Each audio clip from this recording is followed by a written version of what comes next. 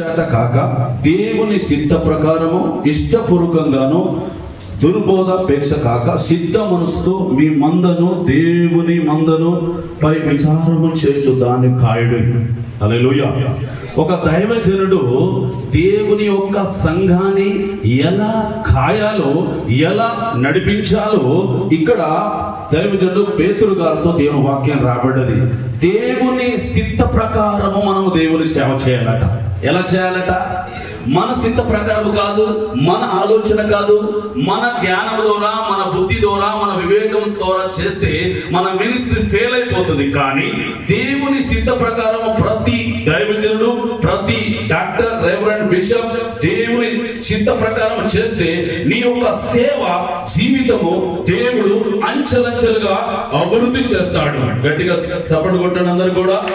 తర్వాత దురపేక్షతో కాక సిద్ధ మనసుతో చేయాలి. ఎలా చేయాలి? సిద్ధ మనసు కావాలి. చాలా మంది దేవుని ఒక సేవ చేస్తామని వస్తారు, కానీ వాళ్ళు సిద్ధ మనసు కలిగి చేయరు.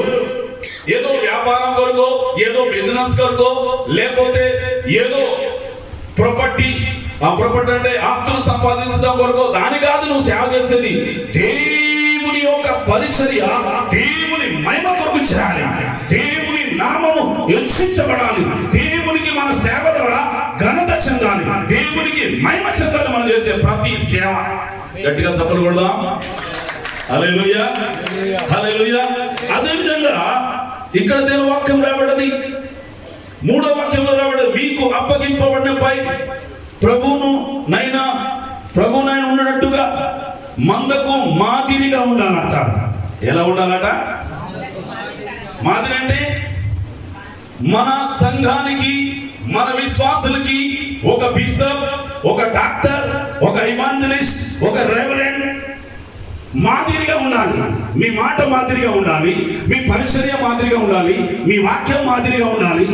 మీరు చేసే ప్రతిది కూడా విశ్వాసులకు, సంఘాలకి మాదిరిగా ఉండాలట. ఆమె చెప్పండి. ఒక 10 మాటలు నాకు చెప్పి తొందరగా చెప్పి నేను ముగిస్తా.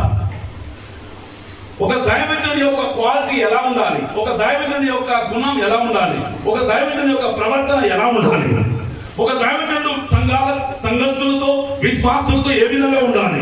మొదటిగా ప్రేమించే దైవజనుడు ఉండాలి విశ్వాసులతో. రెండోది కనికరం కలిగిన వాడుగా ఉండాలి. మూడోది వీరుడుగా ఉండాలి. నాలుగోది ధైర్యం కలిగిన వాడై ఉండాలి. ఐదోది వీరుడుగా ఉండాలి. ఆరోది ధర్మం చేసేవాడుగా ఉండాలి. ఒక సేవకుడు ఎలా ఉండాలట? ధర్మం చేసేవాడుగా. 7వది అవసరం కొరకే మనం ప్రార్థించాలట. 8వది ఖచ్చితంగా ఉండాలట. ఎలా ఉండాలి? నీ బోధ ఖచ్చితంగా ఉండాలి. వాక్యం ప్రకారం బోధించాలి.